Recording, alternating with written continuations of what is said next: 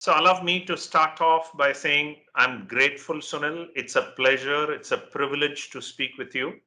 And I'm looking forward to learning from your breadth of experience so that other leaders can actually benefit. So that's the intent behind the series as well.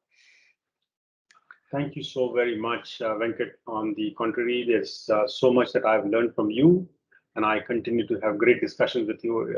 I'm looking forward to the conversation. Beautiful. Now, as a leader, Sunil, you have worked through different roles, a variety of roles. How has your view of leadership changed with these multiple roles, Sunil? Okay, so let me start about first. A lot changes when you move to a leadership role.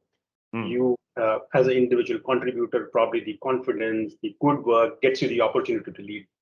However, what happens is you quickly start to understand you're now looked at up differently. You're looked for inspiration, for vision, for positivity, for respect, right? So there is a paradigm shift when you move from the individual contributor to leadership role. Hmm. And as you continue to move onwards and upwards, you are now starting to look at creating a very strong set of values that you're known for: the integrity, the resilience, the efficiency, the discipline, and of course, about setting up a large vision. Hmm.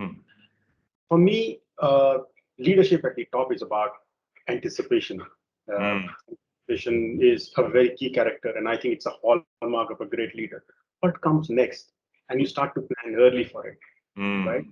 So this is a very important hallmark, I think. And one other part that I actually wish to touch upon because it's extremely important in the way I work is maybe try and set up a work-life balance for Hmm. everyone.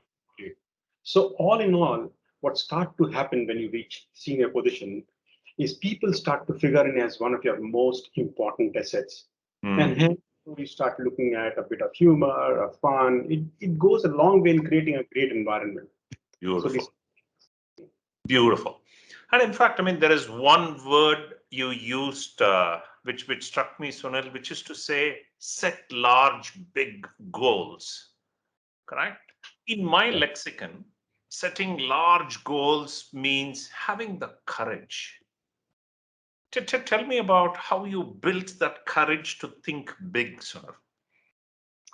Okay, so as far as goal setting goes, first and foremost, let me say that it's not about having a goal, but Mm, it's about commitment to the goal that will lead mm, to success, right? mm, And there's a huge amount of research that also says that companies who have lasted long have had commitment to the goals that they put forward.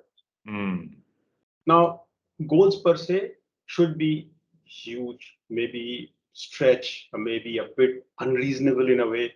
So you've got to think big. You've got to think, you have the 10x mentality when you're setting up these goals. It's large, right? So as you rightly said, you should have a courage to think very large because it takes equal amount of effort for you to do 1x or 10x, right? So start thinking big. Uh, but what is important is I would encourage all our readers to look up for a story around the phrase burn your boats, right? This is about a mm, Spanish commander who set out to conquer Mexico, right? So when mm. they reached the island, he said, burn your boats because you either conquer this or you die. It's a point of no return, right? So Correct. vision don't start to fade in the light of your immediate problems that come day to day. Mm, mm. Very nice. So, stepping back or slowing down is not an option. Not an option. You have to You, be committed to what you have promised yourself. Take mm, time to set your goals, but once done, then everybody stands behind it. beautiful. Beautiful. Now, remember, as a leader, you can't solve for world hunger alone. Yeah. You need to have the right kind of a team. Mm. What have you learned about picking the right people, Sunil? Okay. So probably there are two places to get the leadership team. One is the internal promotion, and I think for me this is a preferred method. That's how I deal with it. And actually, I want people who are, who tightly fit into the BMC culture. They are the Mm, best leaders for me.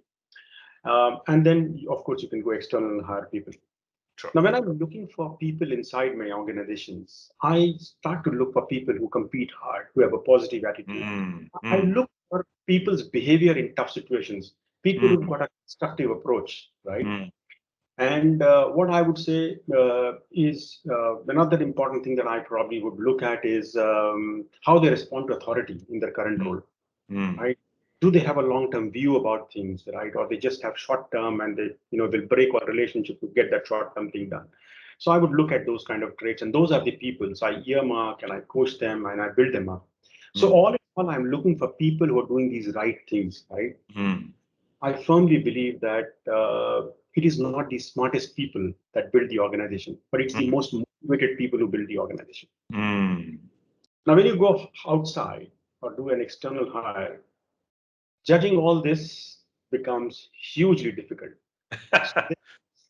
Then what I do is I get a lot more leaders involved. So it's more Mm. round discussions. I am very, very strongly of the view of having industry references. Very good. So that works very well for me. Mm. One of the things that is conveyed to anybody who joins my leadership team is there are a few non-negotiable. And Mm. the biggest one out of them is integrity. Beautiful. I think whoever is careless with small matters, he cannot be trusted with important matters. So integrity is paramount. So Mm. that's is the approach to my leadership hiring. Very nice. Very nice. And let's assume that you get your first set of leaders right, Sunil, right? It's the larger organization that matters. How do you develop your leaders so that they become what we call magnets for talent, Sunil? Yeah, very good question, actually. And this is the first thing that I start teaching people who on my leadership team, right? As part of our initial coaching, and this is what at BMC we do it very well through many training programs. Hmm. As much as business pipeline is important for their success, it is important that these people are constantly hiring. So hiring is a very important thing that they keep in mind. They Beautiful. have to constant watch. They have to create forums to attract talent, do some shows only to attract and go and have dinners with people, go for a meeting where you are looking and hunting for great talent, right? Hmm. So once you have hired these A players inside the organization, then try and give them a great experience. Hmm. These employees then start to become magnet to attract the best talent in the industry. So hiring is super, super critical for any manager to be successful. We pay a lot of attention to this. Very nice. Very nice. And I'm thinking it's not just your deal or opportunity pipeline, it's your people pipeline that is important, which Yeah, normally people don't focus on, actually. yeah. Most Yeah. managers don't focus on that, and it is so critical for their success. Think about it. When a person leaves you and it takes a very long time to hire someone, True. you lose that much of business opportunity. It's a huge cost that you pay. Correct. Correct. Let's switch back to Sunil because I'm more curious about Sunil. The environment is tough, it is changing, correct? How does Sunil become a better leader? What does he do? Um, a lot of things. So, lot of things I would say. For me, uh, learning will always continue to be the biggest thing in my agenda. Hmm. I mean, doing your everyday priorities actually makes your life very, very busy, but you got to be conscious, you got to be learning all the time. And I always get inspired, not just by leaders, but anyone who can have a great way of looking at things or doing at things. And Venkat, I've spoken to you about this many times, right? Humility is the virtue that I think all leaders embrace over a period of time. The more you see, the more you know, you then realize what you don't know. Hmm. Me, personally, I think reading is super critical. I read a lot. I would add to that in the modern times, there's huge amount of great content available online. So that's another place I go to. Hmm. And within BMC, actually, we have a great culture of constant enablement, and there's a wealth of content you can choose from, Very good. right? It is stretched in the busy schedule, but Hmm. I think everybody should find time to read, to Hmm. learn something different than what he's been doing on a day-to-day basis. Correct. Correct. Now, reading is the best way to learn from somebody else's experience, right? It's the cheapest way to learn. But Yes. then people also tell me, Sunil, that the future belongs to the right, Mm. which means that people who use the right side of the brain, Mm. which is all about creativity and all of that. What has been your experience in using the right side of the brain for leadership, Sunil? Um, Actually, if you look at it, we've become over-organized. And when you become over-organized, you think about what parents have done to these school kids. And I read this in one book, and I'm putting that analogy, right?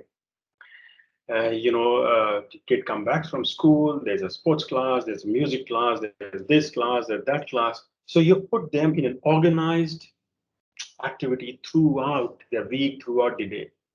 You leave very little time for them to be alone, Mm, thinking. And unless you have that spare time, where is the time for creativity? So when I fix my calendar, I keep mm, some time off and say, this is blank, please don't touch it. It'll remain blank because I need time to think. beautiful. And for all my leaders, they've got this inside their calendars. There's got to be blank times in their schedule where they do nothing, just think. Good. Beautiful. I remember in my days, I used to call it STM on my calendar, Sunil. Ah, My EA used to think it is strategic time management, but for me, it is stop the madness.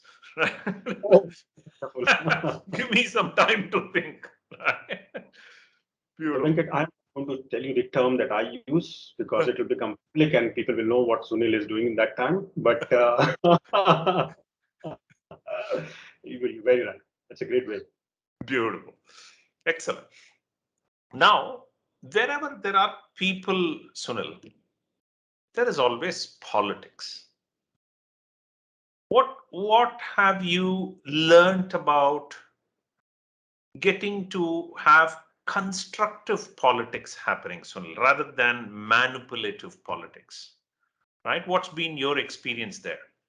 Okay. So first of all, we should realize that organizations are made up of imperfect people.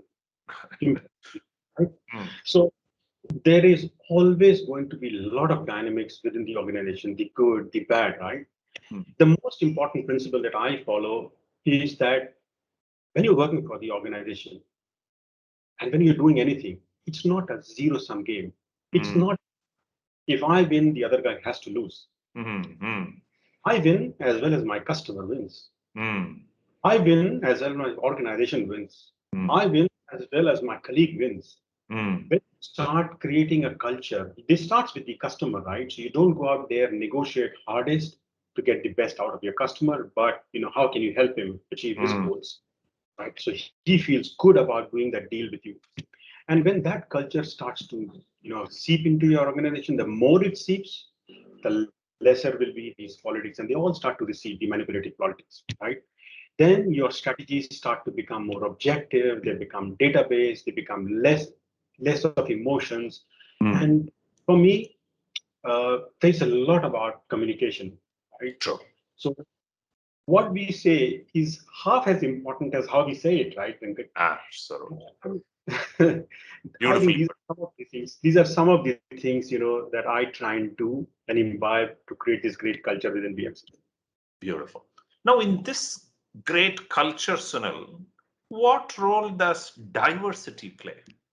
Especially gender diversity, which is, in my mind, is the most primitive form of diversity. There are other forms, but then how do you get more gender diverse in organizations? Uh, I think diversity, equality, inclusions, these are fundamental that every organization should adopt. Mm, And at BMC, this is given a very high priority, all three of them. beautiful. Beautiful. And for me, we always look at the talent. And talent is respected. And hence, when you look at my team, it's a mix of culture. It's a Mm, mix of gender. It's a mix of educational background, right? It's a mix of experience that they're coming in from. mm, What this does to us, this diversity, is it pays us rich dividends. It brings a whole spectrum of values, views that come inside for us to become better. So I mm. think in a way, when you encourage diversity, you actually encourage growth in the organization. So Right. for us, it's all about hiring the A player. And Mm, we've seen is the A players are everywhere. You just forget about the gender and the diversity. You will find in every section of the society, they're going to Mm, be A. That's the focus that we always see. beautiful. Now, one is diversity on the outside that we discussed, Sunil, but there is also diversity on the inside, right? Which is all about balancing Mm. your body, your emotions, in a way, what they say, the mind, body, heart, and soul, right? That's the diversity inside all of us. How does Sunil nourish his body, mind, heart, and soul?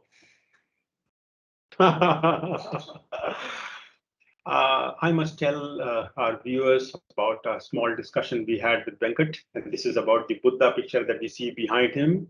And for me, it's about observing these things, right? So they are of value to me, and that is why I notice these things. Mm, For me, it's very valuable when I talk to a person where he's coming from, mm, the way he speaks, sure. the way he smiles, the body language, right? It's also important.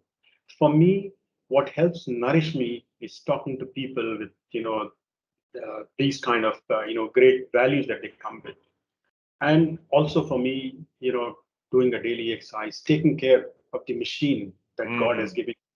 mm. And which better place than India for knowing the inner engineering of your body, the yoga things, right? They are taking it to the world, and we got to embrace some of them. True. So a little bit of yoga, pranayam, Mm. and some exercises, some reading, spending free time, spending time with the family. I think that helps me become a better person and probably a better leader. I Beautiful. hope a better leader. Of course, a better later. Last question, being respectful of your time, Sonal. How did you discover your larger purpose, Sonal? Every person has got a purpose. How did you discover yours? Um there are a lot of times when you sit back, and especially when you've reached a position or spent enough time in your career, and you're on the other side of the career, and where it's about actualization. That's where you start to think, what is it that I've contributed to the Mm, society? What is it that I'm contributing for me being around here, right? So for me, if you go to my LinkedIn portal, you will see this. I spend a lot of time doing social work. I spend a lot of time uh, participating in CSR activities. It's of huge value to me personally. mm, And I think that is what, actually drives and makes me what I am. beautiful. So it means, in a way, making others greater is your larger purpose. Is the larger purpose that makes me happy. And that is what, if you ask me, Sunil, what do you want to see 20 years from now? I probably would want to bring smiles to a lot of places. Mm, I met with a businessman, and he's a Coimbatore-based businessman in mm, defense, and mm, he manufactures defense parts and maybe 100 crore organization. Um and the gentleman who heads that organization is such a simple man. If you meet him somewhere, you will just not believe he's the man. And any time that I speak to his employees, one of the things they always say, they feel very secure in his presence. mm. And anybody who joins this organization, he says, forget about your worries. Now don't worry about the financial difficulties. Everything will go away. I'm there. I'll take care of you. You know, that is the attraction for me. And I always keep telling him, someday maybe I will build an organization where, people feel that safe and happy. Mm. And then, they discover to be more happy and they spread the joy around. Probably that's what, the actualization that I'm looking forward to. Right? Wonderful, wonderful. Allow me to say I wish you well on this journey, Sunil. Right? The joys of making others greater, the joys of getting others to fulfill their true potential is unmatched. Allow me to say it's been an absolute pleasure speaking with you, Sunil. Right? I respect you sincerely as a humble, honest, aspirational leader. Right? A person who does not shout from the roof, but the fact is they have got their aspiration very, very clear, big, hairy, audacious goals and carrying people along. Right? It's been an absolute pleasure speaking with you, Sunil. Thank you so much for taking the time to sharing your insights, your journey, your perspectives, and your possibilities. And it's been a delight, Venkat, participating and talking with you. I hope you send me the last part, what you talked about me as a recording. I want to show it and play it to my wife. She doesn't believe in all this with me, but somebody like you would make it more believable. But very nice for you to say those good words for me. Thank you very much, and I truly appreciate the time. Beautiful. Excellent.